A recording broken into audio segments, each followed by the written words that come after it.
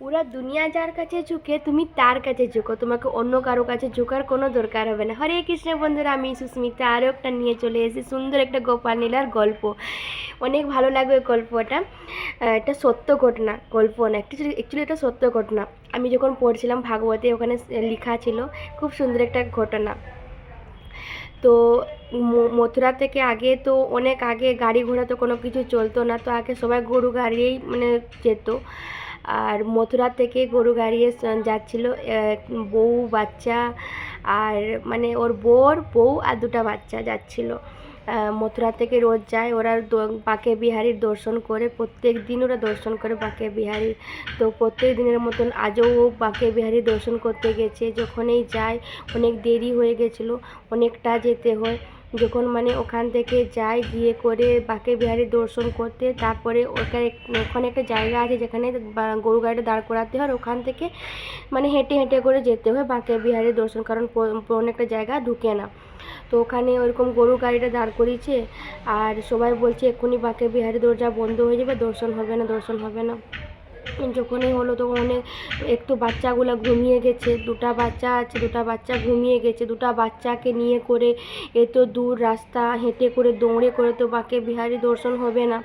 তখন ওই গরু গাড়ি যে ছিল ওইগুলো ওরা ছেড়ে করে ও চলে যাচ্ছিলো। যখনই দেখলো যে অনেক বেশি পরেশানিতে আছে, যখনই দেখলো পরেশানিতে আছে, তখন কি করলো, ওকে ডাকলো যে হরে কৃষ্ণ, রাধে রাধে, তুমি এক কাজ করো, তুমি এখানে বাচ্চাগুলোকে আর তোমার সামানগুলোকে ছেড়ে করে চলে যাও, আমি এদেরকে দেখছি, তোমরা দুজন গিয়ে করে বাঁকে বিহারীর দর্শন করে আসো। তখন ওরা অনেক কিছু খুশ হয়ে গেল, অনেক বেশি খুশ হয়ে গেল।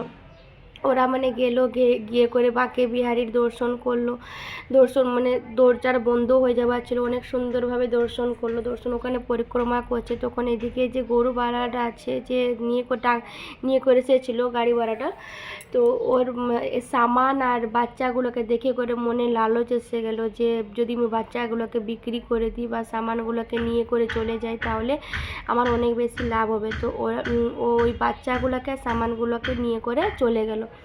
যেই বাচ্চাগুলোকে সামানকে নিয়ে চলে গেলো, মথুরার দিকে যাচ্ছিল। মথুরা আর বৃন্দাবনের মাঝে একটা আছে ধর্মশালা বলে করে কিছু আছে, কি ধর্ম কিছু একটু সামথিং, নামটা মনে আসছে না।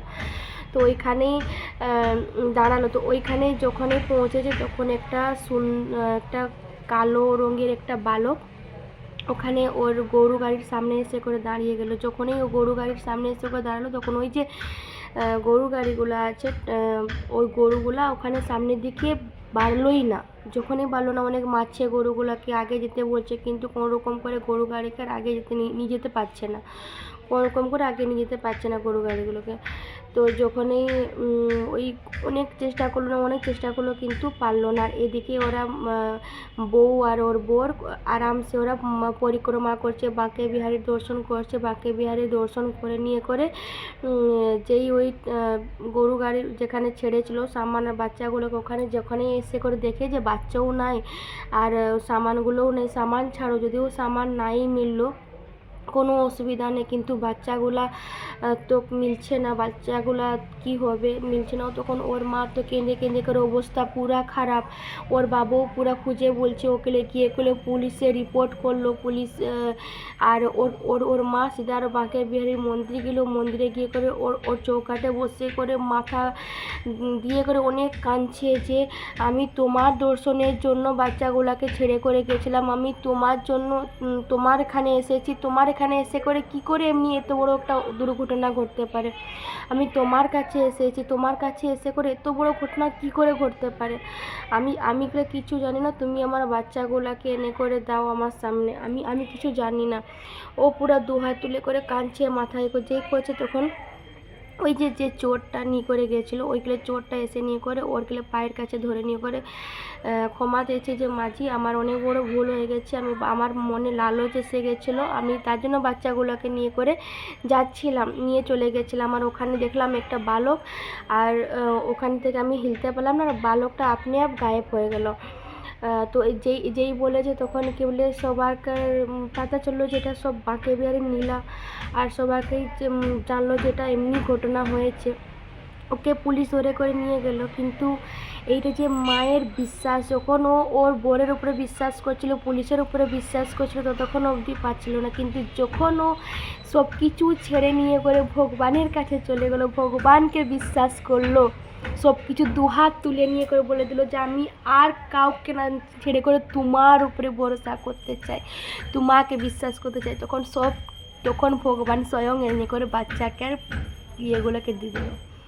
তো ওইটাই হয় না, আমরা সবাইকে বিশ্বাস করি, ভগবানকে মানি যে হ্যাঁ ভগবান আমাদেরকে করবে, কিন্তু আমরা ভগবানকে বিশ্বাস করি না। যখন তোমরা দু হাত তুলে নিয়ে করে ভগবানকে বিশ্বাস করবে না, তখন তুমি দেখবে ভগবান তোমাকে সব কিছু তোমার মনের ইচ্ছা পূরণ করবে।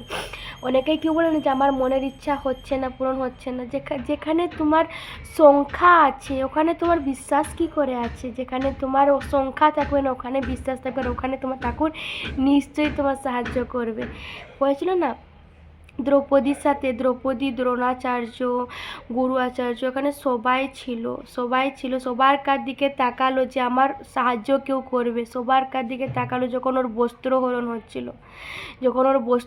হচ্ছিল, দ্রৌপদী সবার দিকে তাকালো, পাণ্ডবের দিকে, দ্রোণাচার্যর দিকে, যেখানে সবাই বিখ্যাত ইয়েগুলো ছিল সবাইকে তাকালো, কিন্তু কেউ সাহায্য করলো না। যখন ওর শাড়িটা লাস্ট পল্লুটা যখন খোলা ছিল, তখন ও দু হাত তুলে নিয়ে করে ভগবানকে ডাকলো যে হে মাধব আমার রক্ষা করো, তুমি ছাড়া আমার কেউ নাই। তখন ভগবান যখন এই ঠাকুরকে দু হাত তুলে নিয়ে করে ভগবানকে ডাকলো সবাইকে ছেড়ে করে, তখন ভগবান এসে করে ও রক্ষা করেছে। তো ওই রকম যতক্ষণ তখন না তুমি দু হাত তুলে নিয়ে করে সব কিছু ভগবানের দিকে না ছেড়ে দিয়েছো, ততক্ষণ তো তোমার ঠাকুর তোমাকে সাহায্য করবে না। হরে কৃষ্ণ।